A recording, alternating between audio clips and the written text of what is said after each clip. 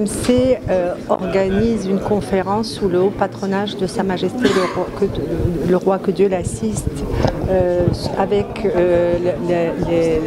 l'Association internationale des commissions de valeurs en marge des assemblées annuelles. C'est la première fois que ces assemblées se tiennent au Maroc, à Marrakech, et la troisième fois en Afrique.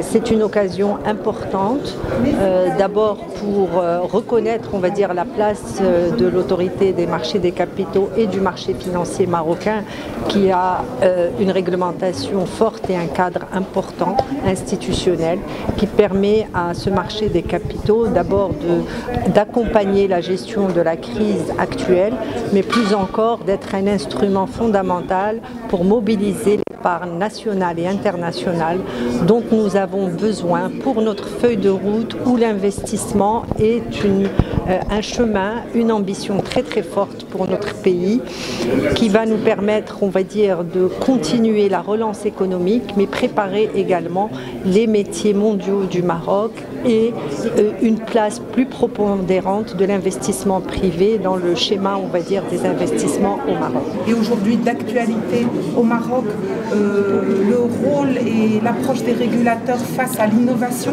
des marchés financiers, l'engagement de ces autorités pour le financement du développement durable. L'autorité marocaine du marché des capitaux avait été pionnière lors de la COP22. Le Maroc a une feuille de route nationale pour financer le développement durable. Nous allons également dédier un atelier spécifique au continent africain. Le Maroc a une place de référence au sein de ce continent, est une place financière, régionale, continentale. Les sociétés marocaines, les banques marocaines investissent beaucoup sur le continent, et nous devons aussi d'avoir une réflexion. Nous menons des actions, mais nous devons aller plus loin pour améliorer la coopération avec nos homologues. J'ai le plaisir et pour la deuxième fois, j'ai été élue à la tête donc, du comité Afrique et Moyen-Orient au sein de l'OICV, et tous ces sujets, notamment des sujets d'éducation financière, de financement de la PME, des startups, le financement également de la transition climatique sont des sujets, et l'inclusion financière sont des sujets aussi très spécifiques à notre continent et au marché financier africain et par là marocain. D'abord, permettez-moi de vous dire que je suis ravi d'être à Marrakech pour vous accueillir en tant que président de l'Organisation mondiale des autorités du contrôle du secteur boursier et financier, qui s'appelle l'OICV, l'IOSCO. C'est la plus grande organisation mondiale dans le secteur financier, puisque nous avons plus de 130 juridictions à bord, et nous regroupons les autorités de contrôle qui exercent le contrôle sur 95% du secteur financier au niveau mondial.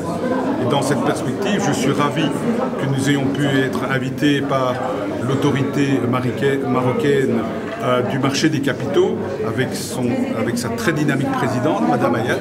Et je suis ravi aussi de pouvoir prendre part à cette importante conférence qui est organisée sous l'égide de Sa Majesté le roi Mohamed VI, puisque ce sont des événements importants. Alors qu'est-ce qu'on fait dans cette organisation? Eh bien, on essaye d'être, je dirais, au jour le jour, impliqué dans l'évolution du marché et de voir quelles sont les mesures que nous pouvons prendre. Alors vous connaissez la situation qui est très volatile pour l'instant, le retour de l'inflation, le coût de l'énergie, ce sont des choses auxquelles nous ne sommes pas insensibles, nous ne sommes pas dans une tour d'ivoire. Donc qu'est-ce que nous avons fait pendant cette semaine, puisque nous sortons d'une semaine de 4 jours où nous avons travaillé de manière intense. Nous avons d'abord établi un petit peu notre évaluation des risques, qu'on appelle en anglais un risk out, voir un petit peu quels sont les nouveaux points d'attention.